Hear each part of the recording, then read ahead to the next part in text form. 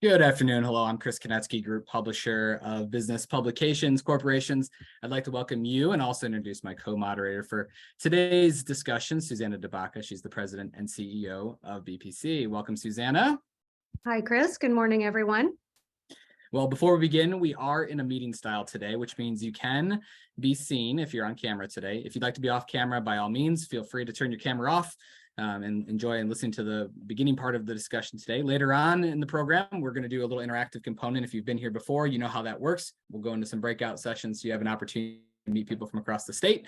But if you'd like to be off camera in the meantime, feel free to do that. Please remain muted during the course of the program as well, so that way we can keep any of those distractions out of the program. All right, what is Envision Iowa? If this is your first time here, Envision Iowa is an initiative that was created by Business Publications Corporation in 2021 to help Iowa thrive and grow. In 2020, in the midst of the pandemic, we asked ourselves how we as a media company could help Iowa's economic recovery and future. And after some really productive focus groups, we launched this series. These last 2 years of Envision Iowa were so well received by you.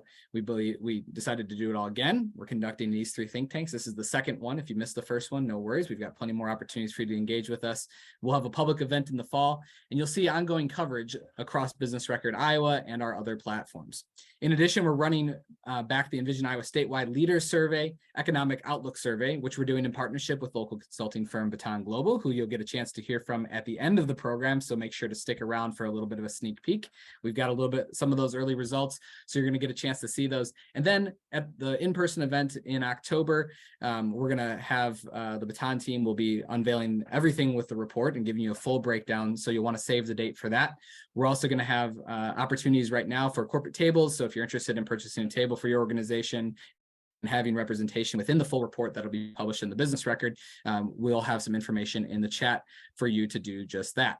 Ultimately, the goal of Envision Iowa is to help strengthen Iowa's business and their communities through strategic connections, powerful storytelling, and amplifying the message of Iowa, which we believe will help lead to better collaboration and action. Susanna is going to give you a little bit of a preview of what to expect today. Excellent. Well, thanks, Chris. And again, hi, everybody. As Chris mentioned, Envision Iowa has 3 components.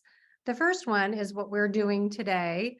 It includes the 3 think tanks that are all from 11:30 to a little bit before 1. Today is our second think tank, and the final one will be on September 21st. That one will focus on infrastructure.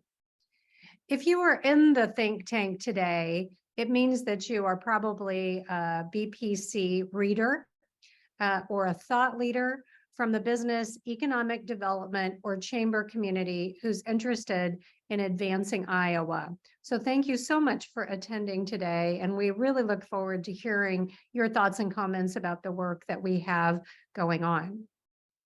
The next component of Envision Iowa is the public event. So on October 4th, we're going to get together again for a public event that will help amplify the discussion and the topics that we've been discussing in the think tanks to the wider business community. That event is going to be held from 4 to 6 p.m. in person here in Des Moines, and it's being sponsored by the Iowa Economic Development Authority, the Iowa Business Council, the Des Moines International Airport Authority, and the Iowa Credit Union League. As Chris mentioned, we will unveil the entire statewide leaders economic survey there. And we are also going to have the opportunity for discussion at the table. So it will again be very, very interactive and dynamic. We took feedback from what people said they were hoping for last year, really the chance to discuss some of the data and feedback that we've heard. So we're really looking forward to that. As a note, corporate tables are now available for that event. So if you are interested, you can acquire a table at the link that we're going to put in the chat or at businessrecord.com/Envision Iowa. And we'll put that information again towards the end of the session.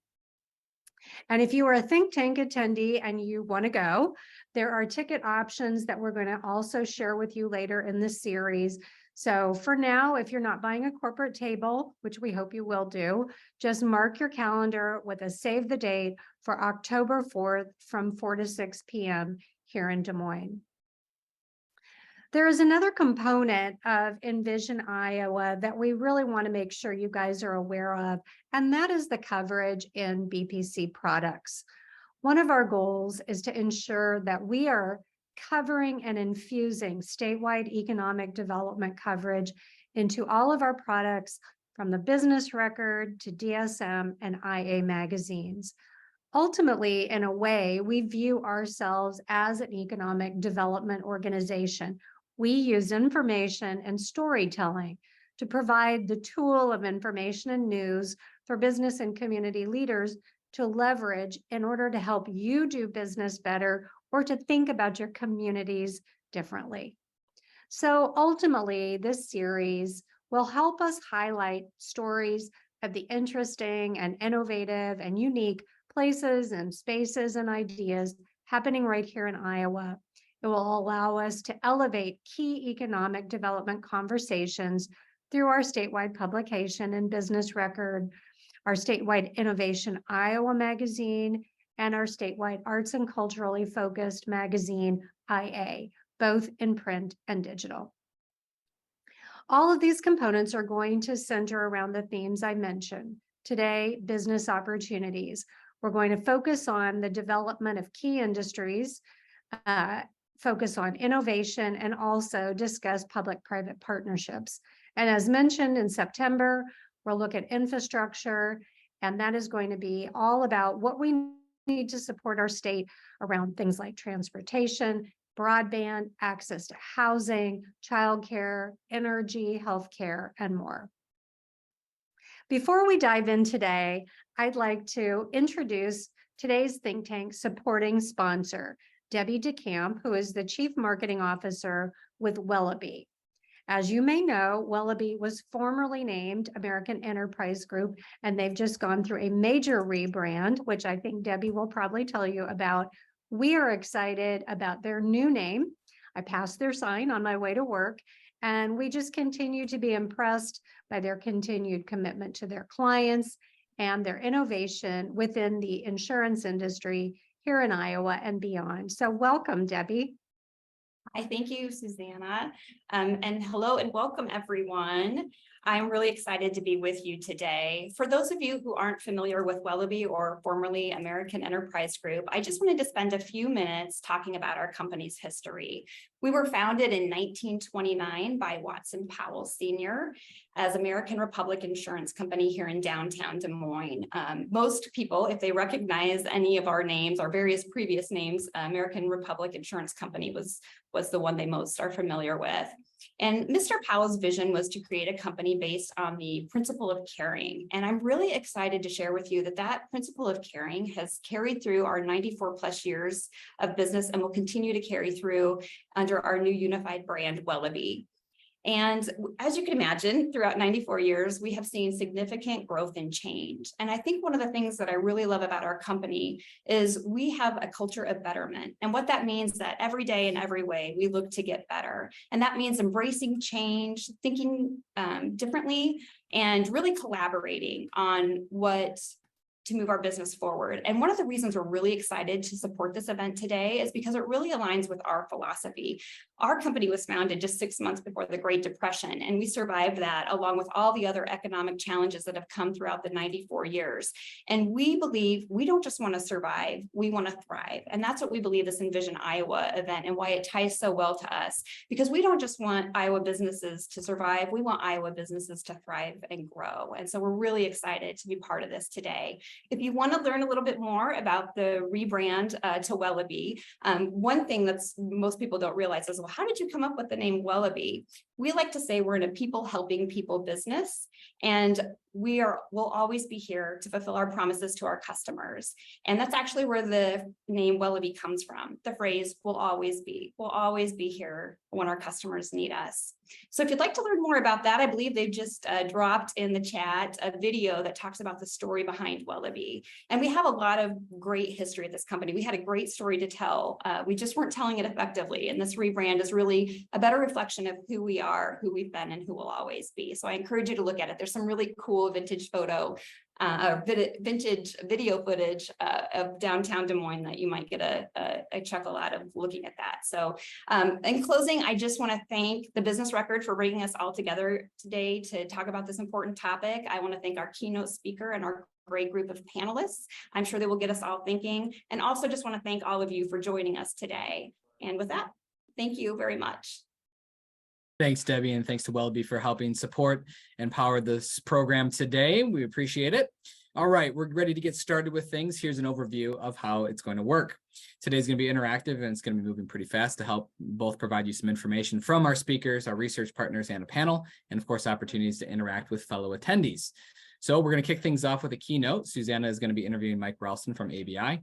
Afterwards, we're going to have a panel discussion featuring top statewide leaders on the theme of business opportunities. Then we're going to go into a breakout session. I know you might be nervous. Sometimes people get a little bit antsy about meeting strangers, but I know you guys will really enjoy it. Everybody that has participated in the past really enjoys being part of those sessions and being able to meet people across the state. So we hope you stick around for that, because after that as well, we're going to have a sneak peek from the Baton Global Group. Kavi is going to provide, he's a partner at Baton Global, and he's going to provide a preliminary look at some of the business opportunities related results from the Envision Iowa Statewide Leaders Economic Outlook Survey. We'll also have an opportunity for you to provide some feedback via a little form so that we can be looking at what you're interested in knowing about, so we can continue to shape this at the end of the program today. Ultimately, what can you expect out of the think tank today? As a media company, we feel our role is to be the convener that brings together statewide economic development chamber and business leaders to ask questions, spur discussion, and help you as leaders get together so that you can take the ideas and the things that we're discussing today and help advance them to make our state even stronger. Throughout the course of each think tank, you're going to be involved in a variety of breakout sessions. So you're going to have a chance to meet people across the spectrum, 5 to 7 people in each of these. You'll have an opportunity to meet 15 to 20 people from across the state if you participate in all 3. And of course, we hope that you'll be so connected that you'll want to come to the in-person event as well. We've got a great group from across the state, so if you could, please let us know in the chat, by all means, where you are from and what you do. We'll have that running in the chat. A little bit of housekeeping as well before we get started. You're all experienced Zoomers by now, I'm sure, but we encourage you to ask questions and give feedback in the chat. If you have volunteered to be a facilitator and you know who you are, if we've been communicating with you to do that, please do me a favor and put the letters FAC right in front of your name, right at the beginning of your name. That's going to help make it a little bit easier for us as we go to put you all in breakout rooms. They're going to be helping us do a little bit of the facilitation in the breakout rooms. Susanna, go ahead and take it away with your conversation with Mike. Excellent. Thank you, Chris. And I see people putting their names and where they're from in the chat. So please populate that so we can see who you are. And oh, got people from all over the state. This is wonderful. So let's go ahead and dive into the program. I am absolutely delighted to introduce Mike Ralston, who's the president of ABI, whose mission is to nurture a favorable business, economic, governmental, and social climate within the state of Iowa, so our citizens can have the opportunity to enjoy the highest possible quality of life. It's a wonderful mission. I know Mike really doesn't need any introduction, but I'll tell you a little bit about him anyway. He has been the president of ABI since 2005. And prior to his service as the ABI president, he was appointed and served for almost 3 years as the director of revenue for the state of Iowa. And before that, he was the director of policy and law for Iowa for Quest Communications, president of the Iowa Taxpayers Association, as well as some other posts. And fun fact, which I did not know, Mike was elected mayor of Grundy Center, Iowa at age 18, and he was reelected 3 times. Ralston is a past member of the board of directors of Iowa's Jobs for America's Graduates Program, the board of trustees of the U.S. Governmental Research Association, and is a member and past member of several other boards and organizations. He went to UNI and he was recognized as an outstanding alumnus from that university. Wow, Mike, what an impressive background. I didn't know that you were the mayor of Grundy Center. And thank you for all that you do for Iowa.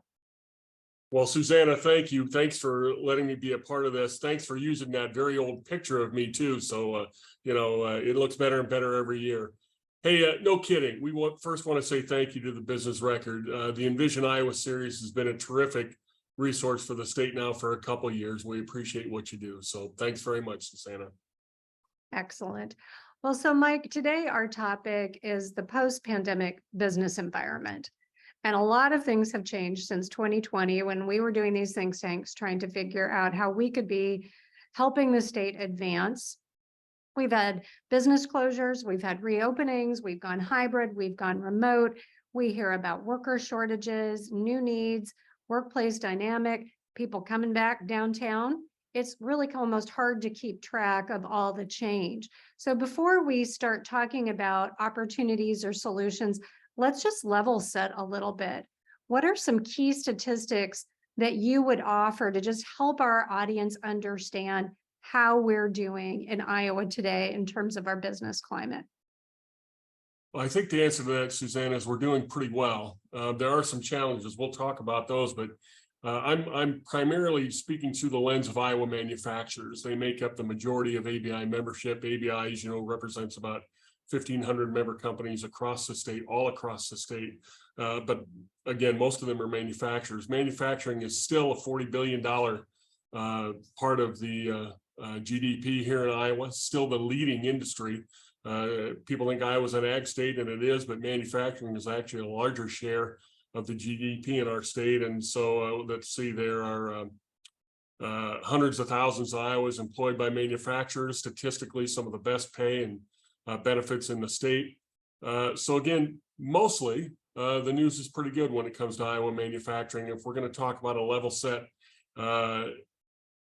until most recently, all the news was positive. Great growth in manufacturing. Manufacturing, according to our good friends at the Center for Industrial Research and Service at Iowa State, had greater growth in its industry than the other top four: finance and insurance, real estate, healthcare, and wholesale trade. And so, again, all good. We'll talk about some of those challenges coming up, but if we're going to level set right now, that's pretty good. Well, that's good to hear. It's always positive, especially after a lot of things that we have gone through. So let's Susanna, I got to say, I just had a message from somebody who wanted to know, what do I mean by pretty good? Sales are up, employment's up, bottom line and top line revenue are up. So that's what I mean. Numbers are pretty good in manufacturing right now. Excellent. See, this is the pro and the con of technology, isn't it, Mike? Is people can text you in the middle of your talk. So let's talk a little bit then about what you actually see as the biggest opportunities and the biggest challenges for Iowa's key industries. And you mentioned manufacturing, finance, insurance, real estate, and ag. Anything else, feel free to jump in on, but I think that's probably what people really would love to hear about. Mm-hmm. I'm going to start with, when it comes to opportunities, something that you wrote about in your latest column in the most recent edition of the Business Record, and that's innovation. Iowa manufacturers tend to be very innovative. I'm going to respond to this question. Bob Riley's asking me, are the units up or the prices for the same units? Inflation. And Bob's right. I was going to get to that. Inflation is certainly a factor. Interest rates rising, very much a factor. But let me finish my thought about opportunities. Lots of innovation. Iowa is a patent-rich state. We have some folks I see participating on the call today that help companies file patents and do good work there. But innovation has really led to some new product development, greater efficiency, lots of things. So that's a real opportunity. But probably the challenges right now are a little greater than they were. Certainly inflation and interest rates are part of that. The good news, again, is that, and I'm talking now about privately held Iowa manufacturers tend to be pretty strong when it comes to their cash position. And so they're a little insulated for some of that. But certainly inflation and interest rates are a challenge right now. Workforce continues to be a challenge. We're talking about some smaller companies in Iowa. Just time to lead and to think about their business is a challenge. They're so busy that they don't have time to really think about how can we take our business to the next level? What's the new, again, product line or service we need to offer? And so Some of those challenges are pretty important right now. We also have some folks who came out of the pandemic and leaned heavy on inventory because they want to build it up so that they didn't have to rely on suppliers outside the country. And they've got a lot of inventory right now. So those are all challenges that we see across the state. Excellent. Well, I think there's a lot of chatter going on about whether we are entering more of a recessionary environment. A lot of different economists are predicting a mild recession, and we do have some very interest rate sensitive businesses. So I appreciate you bringing that up. You mentioned that I talked about innovation and reinvention in my last column. This week's or next week's column is actually going to be talking about some issues for family business. So that brings me to my next question. We've got a number of very large and public employers or mutual companies. And we also have a significant amount of family-owned and privately held businesses. In fact, Iowa ranks 5th for family-owned businesses in the country, which a lot of people don't realize. What do you think are the unique challenges for the large public versus the small or privately held companies? How do those differ? Well, in some pretty big ways, and everybody's familiar with what happens in a publicly traded company. The board goes out and finds the next CEO and whoever she or he is. They have put a lot of due diligence into having that person take over. When it comes to a privately held company, oftentimes those companies are family held. There's a lot of concern about the next generation. Are they ready? What do we need to get them ready? What if we don't have anybody in the next generation that wants to take over our family business? And so in those cases, a lot of times you'll see sales. I think about a company in North Iowa that was family held for over 100 years and ended up being sold to a large global company.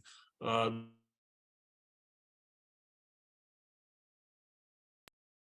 think I got... Well, I apologize. I always prepare everybody before we get going about things can and will go wrong. And I was all excited to go and get people into breakout sessions. And I pressed the button too fast. So Mike, sit tight. Everyone's coming back in about 10 seconds. Hopefully everybody's coming back. So give it one moment. We'll sit tight here. I promise I won't sing to pass the time. Well, we weren't sure what was happening, Chris. I was like, am I being beamed to another here? I was busy working away on the back end, making the perfect little breakout groups for everybody. I pressed the wrong button. So welcome back, everybody that is back in the rooms. Thank you. I apologize for the technical issue. And Suzanne and Mike, I'll turn it back over to you all. No worries. Okay, you guys, that was just a test on how flexible and resilient we all are. Mike, I think you were talking a little bit more about difference between some of the issues for privately held companies versus public. So continue. Right. I just want to say I probably sounded the smartest when nobody could hear me. That's when I'm doing the best. Hey, Susanna, you and I have talked about succession. It's a big deal to privately held companies. The good news in Iowa is twofold. One, we have a ton of those kinds of companies, and two, they're all thinking about succession. We also have a number of resources in Iowa that helps the Iowa Center for Employee Ownership at UNI. There's a strong ESOP organization in Iowa that can help a business transition to employee ownership. If there's a family situation, there are other great resources for family businesses. I'm mindful of one of the panelists who's a terrific manufacturing leader in Iowa, and she was brought back to the business by her father. And there's a lot of that goes on in this state. And we're really fortunate that it does. And again, the best part is that in these family businesses, there's preparation. The generation that's on the way out wants to make sure they make the next generation ready and that they prepare them. And we're all well served by that. So we're fortunate here. Excellent. Well, I think when there's a change of ownership or leadership, that's also a chance for innovation to happen. Mm-hmm. So let's talk a little bit more about the role of innovation. We're hearing about insurtech, fintech, ag tech. Where are you seeing new industries, new technologies, or just new ways of thinking that you really feel have the potential to transform Iowa? Boy, there is a ton of, just like everywhere else, Iowa businesses are facing AI questions. Those that are on the forefront bringing AI into their business are finding out that it can be both a terrific resource a terrific advancement. It also brings a certain set of challenges. But, you know, I don't need to tell this audience, there is innovation and technology all over the place. One of the most exciting things is that people think often about the West Coast, but certainly this idea that the Midwest as a tech hub is taking off. And really, we're again fortunate in Iowa that we see it. You know, I think about our educational partners in this state here in Central Iowa State University, or the University of Iowa, UNI. We have incredibly strong community colleges in this state that all play a part in this, and we're fortunate that they do. And we're pretty good on the innovation and tech front in Iowa. Well, I'm going to look forward to hearing more from our panelists about how they are innovating or what they're seeing. So last question before we get to the panel. I think we all are very aware that ABI provides education and leadership development to members and to emerging leaders. What are some of the key skills that you are focusing on right now, really to help Iowa companies prepare for the future? Well, one of the things we do at ABI, and one of the things we're real proud of, is the Leadership Iowa program. Leadership Iowa is the nation's oldest leadership development program. And in that program, what we seek to do is we bring individuals from across the state together for an 8-month program. They don't have to be ABI members, but private folks, publicly held companies, nonprofits, they all come together, and we seek to do several things. One is to expose them to issues facing Iowa. 2, expose them to potential solutions. 3, help them build their networks so that they can then 4, go back to their companies and their communities and help address these issues that we all face. It's been a terrific program, but we do a number of other things. We do that same program for college students, and the goal obviously is to keep those folks in Iowa and help them get employed by ABI member companies. We also do a high school program. Kind of funny, those kids come in first day of camp and they don't want to be there, and they want us to know they don't want to be there. But then by the end of the week, they realize they've got a great future in Iowa and they don't want to leave. So that's terrific. But the good news here too, Susanna, is that there are a number of leadership development programs all over the state. Each community seems to have one that really serves their citizens well. And it's been a real help to our entire state. Lots more to do, but at least we've got some good things going. Well, Mike, you and I could probably talk all day. This is fascinating. And we didn't even touch on all the issues that we could, but it's clear from what you're saying that in order for Iowa to thrive and grow, we not only need healthy policy, but we really need an environment that supports innovation, public-private partnerships, collaboration, and then a lot of education and development for leaders to help with issues like succession, but also really responding to a changing environment. So thank you as always for being a part of this and for everything you do. This sets us up just perfectly for our upcoming discussion with our panelists. So thank you again, Mike. And thank you. And over to Chris. All right, we've got a great panel discussion lined up for you, featuring 3 fantastic panelists who are top leaders from across the state. I'm going to introduce them now and then ask a few questions. If along the course of the way you all have questions that you'd like to have them address, feel free to put them in the chat. I'll be watching that as well to see if we can sneak some of those in. So with us today is Nancy Bird. She's the CEO of Iowa City Area Development Group. Nancy was recently named CEO of the newly merged Iowa City Area Development and Iowa City Business Partnership, after former executive director of the Iowa City Downtown District for almost a decade. Originally from Seattle, Bird moved to the Iowa City area in 2012. A certified planner, she was a driver of change and revitalization in the area. Also with us today is Dan Keogh. Dan currently serves as the chairman and CEO of Holmes Murphy & Associates, and he's also the co-CEO and co-founder of Broker Tech Ventures. Prior to serving on Holmes Murphy's executive committee, Dan founded Innovative Captive Strategies, where he served as president and is still the chairman and CEO of ICS. With nearly 30 years of insurance experience, he is considered a driver of innovation in the industry. Welcome, Dan. And lastly, our third panelist today is Lori Schaefer-Wheaton. She's the president of Agra Industrial Plastics Company. The owner and president of Agra Industrial Plastics.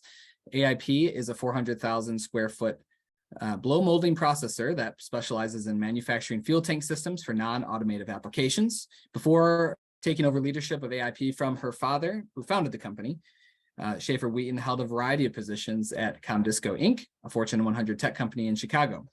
She has been honored for her leadership in the STEM field and in the manufacturing industry. So as you can see, we've got a great mix of experts, industries, and geographies to talk about business opportunities across the state. We've got about 25 minutes or so we're going to go ahead and dive right in. So we're going to go ahead and start with Nancy. Nancy, tell us a little bit about your organization and your role and how you see it kind of fitting in with today's discussion. Well, thank you, Chris, for having me and for the Business Record. I think this is a great opportunity to share some additional information and learn from one another. I'm Nancy Bird, and I have my trajectory into this role with the Iowa City Area Development Group and the Iowa City Area Business Partnership. It's a new merged organization, and we're doing what many of you have done across the state is, come together and figure out a better way to strategize collectively for the growth of this region. So my past 10 years have been with the downtown district, which is a self-sustaining metropolitan improvement district. And I did spend prior to that in Seattle, consulting with to the city of Seattle and other regional planning efforts. So I have some background there, but I did want to say, just to correct your first statement, is I'm actually a boomerang. I'm back from, I grew up in Washington, Iowa, which is just south here of Iowa City, and a small, Washington's about 7,000 people. But it has been a really fascinating couple of years, 2 or 3 years, right? I mean, no one has really gone through anything like what we've gone through in these times. And I think where we're at now, the opportunity is really rich for the learning and sharing. A lot of what the pandemic did is just accelerate a lot of trends that were coming through. So I think what we're seeing here in this area is the opportunity for collaboration and really supporting one another as a unified region, is that there's just a lot of opportunity for businesses in general. So setting up an environment so that we can work collectively with also our public sector partners is a big piece of what we're working towards. And the environment here, working with the University of Iowa, really the larger 3 municipalities in this area, Iowa City, Coralville, North Liberty, and making sure that as we move forward, we're setting up a really great place for people to be here. This is about workforce, but also setting up a positive business environment, but really taking a role in pushing forward what we can do as a collective leadership group, as a network, so that we're building great places for people to live. Because at the end of the day, that's what it comes down to. Where do you want to live, especially for our younger generation? So I think for us right now, the big focus is really on retention, supporting businesses where they are, trying to figure out new ways to support them while we're also growing strong neighborhoods. Thanks, Nancy. And sorry, we didn't catch that you were a boomerang. So welcome back to the state is what I should have said. All right, Dan, why don't you go ahead and tell us a little bit about your organization and how you feel like it fits into the discussion on business opportunities. Sure. First of all, thank you for having me as a panelist, and it's a pleasure to share the stage with the others. Holmes Murphy's a unique story in the fact that it's a 91-year-old organization. Our generation is built on non-family. So it's I'm the 4th generation CEO, passed down generation to generation. We're big on, staying private, serving our customers and, promoting the state of Iowa and the opportunities that we believe are here. We believe is good for our clients. It's good for our employees. It's good for our employees of our customers. And certainly it's something that we have passion around. And so, certainly that's something that we strongly believe in. Insurance is one of the main pillars in the state's strategic imperatives. Advanced manufacturing, ag, and insurance, financial services is certainly it's central to everyone's business, whether they like it or not. They need insurance for protection for their people and their major assets, and so it's a big part of the economy in the state. And then we nationally are on a stage that we are the largest or the second as it relates to how we compete nationally for talent and for capabilities. And so we're excited to be in the conversation. And then certainly public-private partnerships, we've done a fair amount of that within Holmes Murphy. We can touch on that a little bit, and then also in innovation as well. So thanks for having me. Dan, I'm going to ask just a quick follow-up question here for you. An insurance company, you guys are doing a lot in the innovation space. And so I'm curious if you talk just a little bit about maybe your philosophy in that space to have a traditional insurance company that's taking some risks. Yeah. So, Holmes Murphy is we're in the middle between the client that needs protection and the insurance company that offers the protection. So what our job is to understand our clients and their needs and match them up with the right coverage at the right price. As it relates to innovation, what we're trying to do is basically look at, can we find technologies out there that meet our clients where they are in terms of identify their risk sooner, drive down their costs faster? Can we help the insurance companies with the innovation efforts that they have about getting, a better customer experience, better insights into risk and better insights into pricing to basically help them position kind of their offerings in a competitive way? BrokerTech Ventures is a company that we stood up as an independent broker. We're one of the top insurance brokers in the country. And when you look at public and private, in terms of private, we're one of the top 5 in the nation. We use that role to help start up an innovation hub called BrokerTech Ventures, where we partnered with insurance companies, wholesalers, and other insurance agencies from Silicon Valley to New York. And we've got 30 plus companies that all kind of convene together to help bring in technology into our industry to really benefit the industry, to benefit our customers. And certainly it's something that has taken across state boundaries, but also it's allowed us to start a accelerator in Israel and an accelerator in Latin America.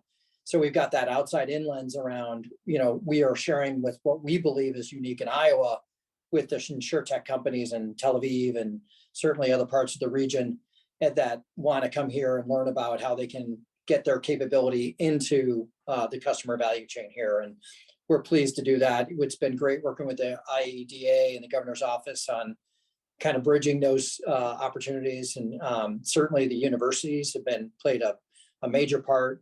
We've partnered with Iowa State. It's great to see Iowa get back in the risk management game. So that's awesome. And then certainly Drake with their actuarial innovation, that's been all 3 universities have been involved in our innovation efforts. And then, lastly, I'd say that, the spirit and the culture of Iowa around innovation, I think is alive and well.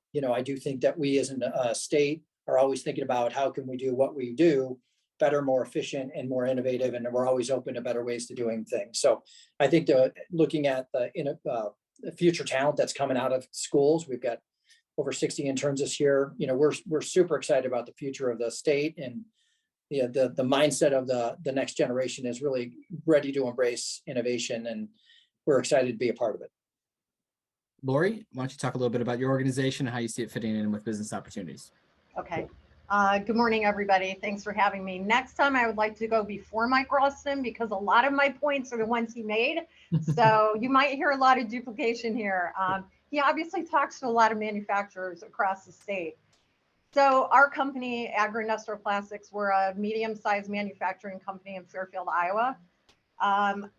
If we weren't based on innovation, when my dad started the company in 1978, he graduated from the University of Iowa with a mechanical engineering degree. All he wants to do really is be out in the plant just solving problems. He's 86. He's still out in the plant solving problems, sometimes causing a few, but also solving. So again, if we hadn't innovated throughout these generations, we wouldn't still be here today. So it's just core to not only who we are, but our culture. A lot of that in today's world is making sure that you're listening to more than just a handful of people. So that innovation to us is driven by customers, what they're asking for. They're always asking us to do something more complicated that we want to say, oh, we can't blow mold that. And then the next thing is the engineers say, yeah, we can, let's just try it. Or the sales guy says that, and the engineer has to deliver it. So again, innovation is core to us. We have a huge continuous improvement across the company. It could be an accounting process. And if we're wasting time and energy and just thinking whatever it is, we should look at that and break it down and start over. So that is alive and well today for sure. I would say that, again, for manufacturing, if you're not staying up and innovating in the world today of automation, you're also going to be left behind. So whether it's because of a lack of workforce or the quality, the heightened expectations of quality, you want something more repeatable, you want to do things faster, whatever the case may be, you've got to look at automation to do that. So that is also huge for where we are today. It was really fun. We had a manufacturing panel a couple weeks back now, and we had the owner of Thelma's Cookies. They do ice cream sandwiches. You might have seen them in the store, and he was talking to how they've gotten into the automation business in the last couple of years. And so there it is, a small manufacturer that is finding ways to infuse it in and makes improving the efficiency of how they're putting things together. So it was really interesting to see that. I believe they participated in some of the manufacturing 4.0 stuff that has been happening across the state as well. Want to shift a little bit here to talking maybe about some challenges perhaps that you all are seeing. And Nancy, I'll start with you. Can you talk about maybe a challenge or an issue that you're all trying to work through out there in Iowa City? Well, I do think workforce comes up often. And for me, I think one of the things that I'm seeing across the board is a number of really great companies who want to, I think they're right sizing, they're figuring it out. How do we move forward with the workforce that we have? But I think, one of the biggest challenges is how we're framing the solutions to that, and that we're really not maybe telling the story as we should about what our state is offering and the value set really of the people that are here that really want to get to work and that are. It's just kind of interesting how we, like, even for things like in the rural settings, oftentimes, we talk about, I hate to even say it out loud, but like the brain drain issue, where really some of those issues, when you dig down into it, it becomes something maybe that's a little bit more about housing. Do we have enough housing in rural areas to allow for those who are in the rural areas to move in to town so that new families can move in? Because there's a demand there to be in rural settings by young families, that people want to be there because they appreciate that kind of living. I think that there's a number of things around workforce that we need to dig into more, understand the data to better frame what the opportunities are for our businesses here, because we've got a great place to live. We've heard from businesses coming in. One of the reasons that they're really looking at the state of Iowa is, number one, we're safe as far as it comes to climate. The east and west coasts are really, they're pretty challenged right now, and the Midwest looks safe, and that the people that we have here that work, that are part of our workforce, are really, they have a value set to really be involved and care about the businesses that they want to support. So if that business is putting something out there in their value statement, this is the kind of business you're part of, and that there's meaningful work here, you're going to be able to grab that workforce. So I think with some reframing, we're going to be able to better address some of those challenges that people are seeing about finding people to work for those companies. Those are some really good points, Nancy, and it ties in really well with the way we've really set up this think tank, which is the first one. We talked a lot about people and culture and making sure it's a rich and vibrant communities for people to be a part of. The last one we're going to talk about is infrastructure, and I know housing will be a key component of that as well. But I thought your comment about I'm not sure if it's productivity is really the right word, but as you said, employees tend to invest in their businesses here, and they tend to work hard in the companies. It'd be interesting to see if there's a way to quantify that in some fashion outside of the anecdote of it. So maybe that's something we can get the Baton Global folks on to help us figure out. Dan, you want to talk a little bit about some challenges perhaps that you're facing in your industry? Sure. I think, within the insurance industry, financial services, I think there's a legacy issues, where whether it's systems or thinking. I think the challenge that we have right now is that you've got legacy thinking and legacy systems that are driving the thinking. I think there's new products, new ways, new technologies that are emerging that requires a new thinking and a shift. And I think that's a challenge. I think the gateway to innovation is through the eyes of our clients. And I appreciate Lori's perspective. We go on listening tours to our clients, and we try to figure out how do our clients, what do they need? How can we understand their culture? Because we think culture drives risk management's decisions and how they approach risk management. And I think the better we understand our client and their needs, we can bring them solutions that maybe they're not even aware of. And so I do think that it requires a shift in terms of just how we think about taking the new and applying it into, when you think about broker tech ventures, and on the one end, that's way over here, which is the bleeding edge. And we're trying to bring it back into the customer. And you've got to go through this legacy thinking to get there. And so whether it's somebody at the desk or somebody, salesperson, and how they think about their serving a client today, or solutions that they feel comfortable bringing a client today, we all got to get uncomfortable. Growth comes through being uncomfortable. And so I think, for us, we're just trying to make sure that our employees know that it's okay to be in the uncomfortable, and it's okay to not know, but it's all the learning is in that area of being uncomfortable. So, we want to make sure that we understand our clients, because there's a certain segment of our clients that don't want to be on the bleeding edge. They want proven solutions. But we have some clients that just like salivate, that they want the latest and greatest, newest, and they want to be on the bleeding edge and be the test case for that. So for our job is to understand our client, what they want, what they need, and then bring them either to the proven or the new. And so I think that matching all that up is a challenge, but it's a great challenge, and it's a great opportunity. Thanks, Dan. Lori, some challenges perhaps that you all are facing. So it's hard for me not to talk about workforce, but I'm going to come at it from a different angle, not just availability. So manufacturing. If you have a chance to get into today's advanced manufacturing companies, you know what it's about. You know how technical it is. You know how good the careers are. You know how high paying it is. If you haven't had that opportunity somewhere along the line in your life, in worst case, if you happen to have somebody in it 40 years ago, that's a whole generation that's just not even looking at manufacturing as a career path. And what I see every day is not just people availability, but more communication about what careers are available. I am not anti 4 years, whatever. People all have their own, path. And certainly I took the 4-year path. We need accountants too. We need salespeople. We need engineers. So don't take it that way. But what I'm saying is, if you get a kid who's really, really good at welding, he's walking out of high school with a 2-year degree right now, making 80 grand a year at a company like Vermeer. We are not telling those stories enough. And I know we're all very humble, so we don't want to talk about money. Well, guess what? These kids want to talk about money. They want to talk about what kind of truck they can drive next year. So I think we have to do a better job of talking about the skill sets that Iowa really needs to take us to the future. And again, it's all of them. We need all skill sets. But when it comes to manufacturing, it's automation, it's robotics, it's setting up $5 million machines that I always say somebody else could go buy the machines we have. They couldn't turn them on if they spent 10 years trying. So these skill sets are valuable. And then we have to remind people that manufacturing companies also have the rest of the infrastructure.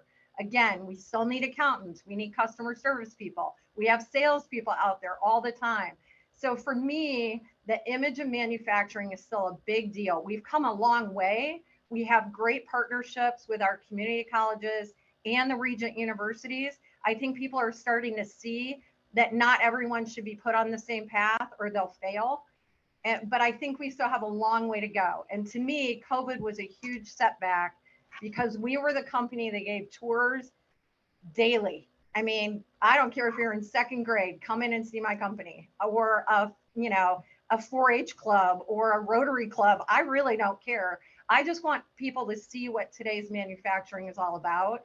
So now we have to kind of start over and reboot, which we're doing, but it's slow. So that would be the challenge that I guess I would highlight.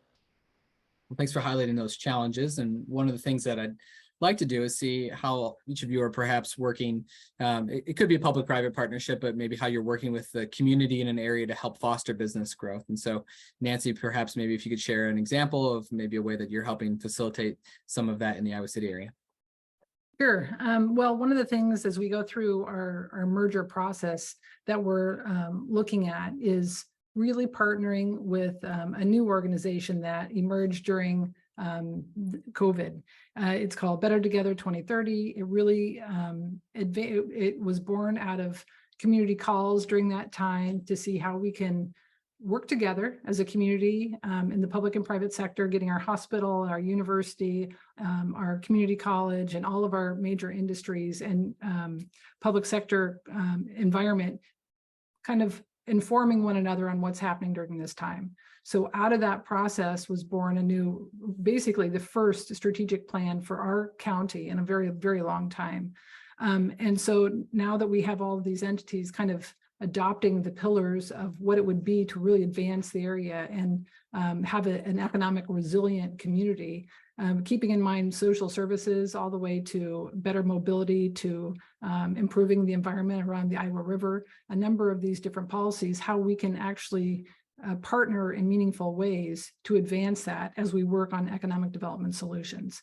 So it's a great opportunity for us to pull in new tools like a community development corporation and work with businesses and industries and see if we can't develop, really help support emerging neighborhoods where people want to live and work and play and do all those things in ways that are also keeping them connected to industry where they might be working.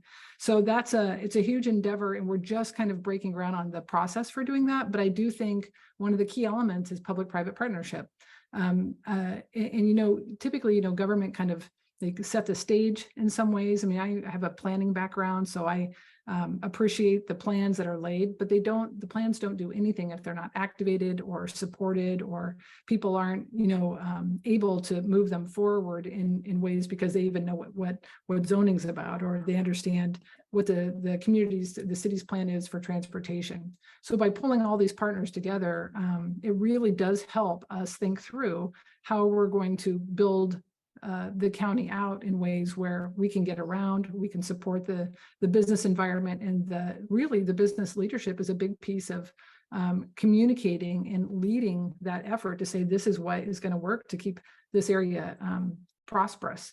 So it's exciting. It's also a big endeavor, but I think that strategic plan and really having a number of different organizations, including ours is probably the biggest one pushing it forward, to kind of work together. And I think collaboration and leadership are key to that. So the more collaborative you can be, the stronger the vision you can really reach. Thanks, Nancy. Lori, I'm going to shake it up and I'll come back to Dan. Okay, good thing I was paying attention.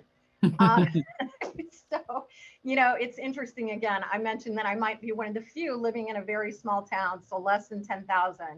So in our town, public-private partnerships aren't like a nice to have. They are a necessity if you want to get anything done. So I think Fairfield actually has done a fantastic job of bringing together all the key stakeholders. So manufacturing, education, economic development.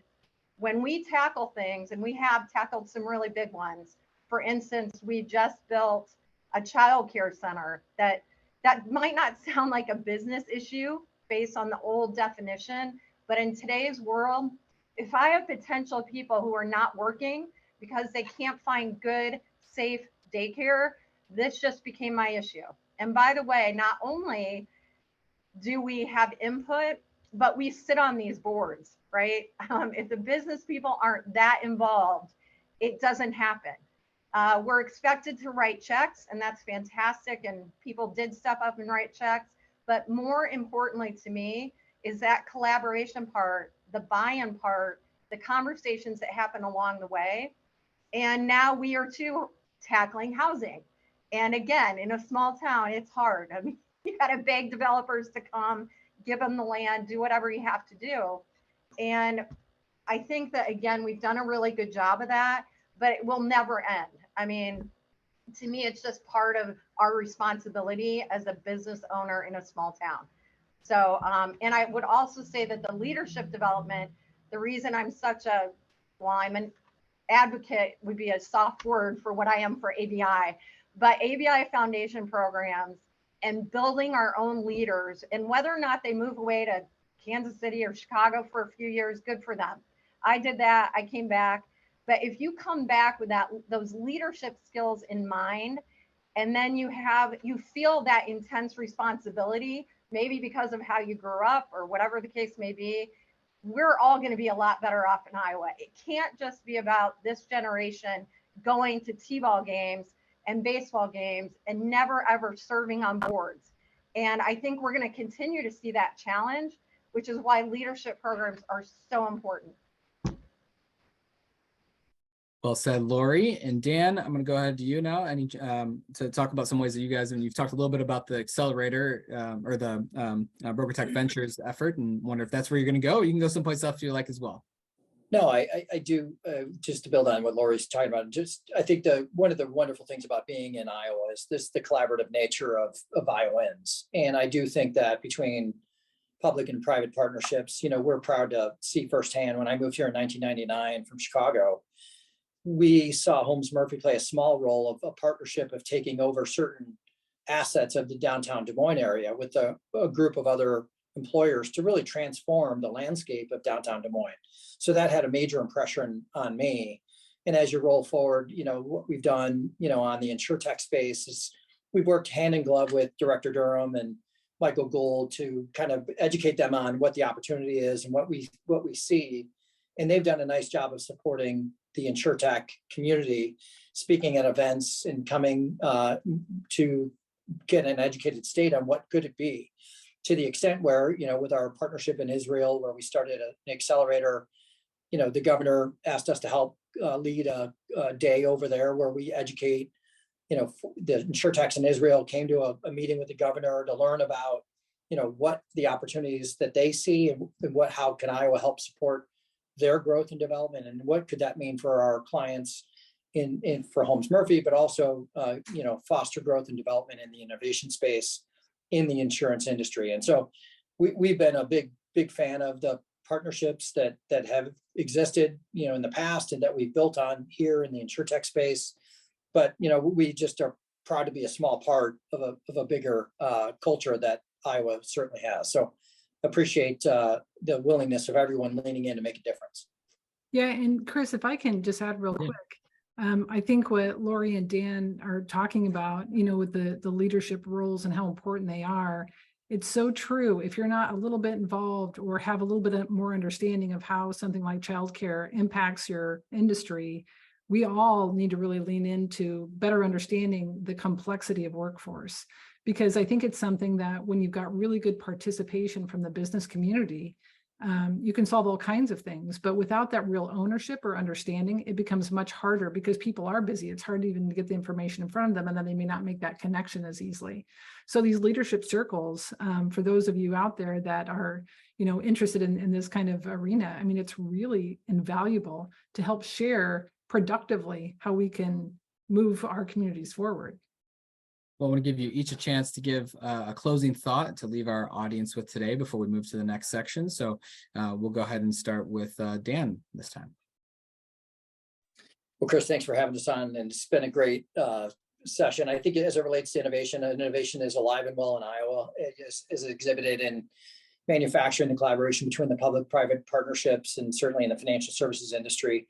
I think in terms of just the openness and willingness, I think that we just got to continue to lean in to develop the next generation. And as a privately held company serving privately held employers in the state of Iowa, we lean in heavily to leadership development and pushing people into the level of uncomfort, because that's how they grow. And certainly the breaking glass of the disruption era is a part of what I would say is the old innovation model. I think the new innovation model is one based on collaboration and enablement, not disruption. And so I'll just leave it at that. And thanks again for having me.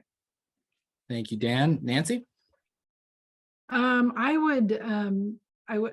hate to repeat anything that Dan said, but he's so right. Like, innovation is core to our state. I mean, the libraries were born here, like we've been doing it for so long, it is in the culture. And so I feel really good about innovation across the state. I think we just need to continue to tell the story of what we're doing here. And I think eventually in the next 5 to 10 years, we're going to see our state population increase. We've got people wanting to move to the middle of the country, and it's a great place to be. I mean, we're well positioned for that. So I would thank the Business Record for helping us share those stories, and look forward to hopefully connecting with all of you. All right, and Lori, you can close us out. Yeah, I don't know if I have anything like really stunning to say. I think it was a really good conversation. I think we need to have more of these, not less. I do really appreciate organizations that provide the platform and they facilitate the conversations and they get a diverse group of people around the table. That sounds like an easy thing to do, but it's really not. A lot of us are in the same rooms with the same people a lot. So I think this has been a really good experience. So I just say thanks for having me.